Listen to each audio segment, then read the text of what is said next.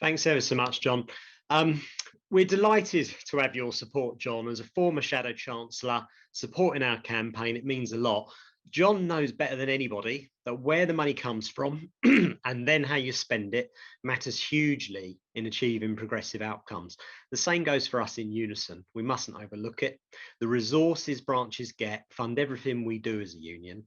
Whether we can be successful collectively or successful for individual members is all down to what resources branches receive.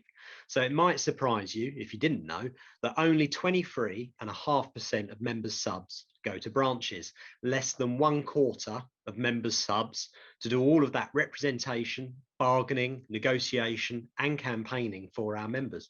The other 3/4 goes elsewhere in the union, despite the fact that branches have seen the hyper-fragmentation of their employers over recent years. It's not uncommon now for branches to have to support members in 400 employers, 500 employers or more. And reduced national bargaining has pushed more and more work to branches, with none of the resources following that shift of work. So my branch, West Sussex, was involved in Motion 126, which went to our last conference in 2019. That settled an interim position of 5% top-ups in funding for branches, whilst a big review exercise would be undertaken to try and find a long-term solution that would fix the mismatch of the resource not being where the work is now done. So, but the proposals that have come out of that review work are derisory. An extra 0.5% of members' subs for branches through the branch funding formula, and an extra 1.5% for regions, which branches can bid for projects. Clearly, by definition, not all branches will benefit from a 1.5% being added to the regional pool, and it won't be for ongoing permanent support. So for branches, these proposals simply won't make a difference. This is tinkering at the edges, offering branches a few £100 or a few thousand, dependent on your size, but nothing substantial enough to do any serious work with. And don't forget, branches will lose the 5% top-ups. These are proposals that maintain the status quo pretty much, and the status quo is just not good enough.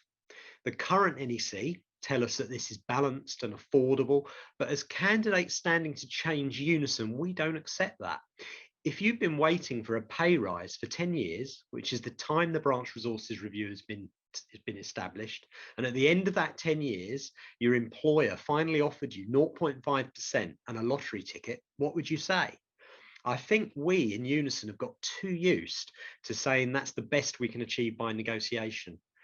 So whilst a better funded regional pool is definitely part of the solution we need, 1.5% extra is nowhere near enough to provide the support and organising opportunities all branches need on a permanent basis. It's just not enough. So branches need to say, no, our union can and must do better. We demand it from our NEC. So why are we in this position still? Well, the review set up by Motion 126 in 2019 has only looked at branches. It was supposed to be a review of all the union, but it hasn't even begun to look at the biggest single area of spending, the 60% of members' subs that goes on national and regional staff. Nor has it looked at buildings, it hasn't looked at the millions in national reserves, and it hasn't looked at the millions in reserves created by the COVID-19 pandemic. Now, that's just not good enough when hard-working branch activists are on their knees, holding this union together with sticking plaster and goodwill, and often at detriment to their own health. So we tried to put forward a constructive motion for conference this year, which simply asked the NEC to complete the review it said it would do and come back with more ambitious proposals next year. But that's been ruled out of order by the Standing Orders Committee for reasons that are beyond parody. They take Unison into a catch-22 situation where branches can't challenge anything the NEC puts forward. But you can read more about the detail of that if you go to the Pool for NEC Facebook page. Our appeal to Standing Orders Committee has been published there, so you can read it, you can judge for yourself the detail of why it's been ruled out of order, and our response is there. We will also submit amendments to the NEC's motion to try and give the same effect as our motion that was ruled out of order. And we're going to see if standing orders will try to block those as well. But what this 10-year saga on branch resources tells us loud and clear is we need a new NEC. We need to win these elections with a clear majority. That's the only way we can complete this review. We can break the logjam and get more innovative and permanent and substantial support to branches and members. So we will keep working to get our motion readmitted to the agenda so that you as activists and members have a choice. And we will keep working on putting forward amendments. But ultimately, if you're not allowed to debate any of that this conference, there will be no choice but to vote down NEC's motion 72 on branch resources and leave it to the new NEC that will take power in mid-June, leave it to them to sort out. And time for real change candidates, all of us understand that UNISON must do much better on this, not just doing much better industrially and politically, but organisationally too.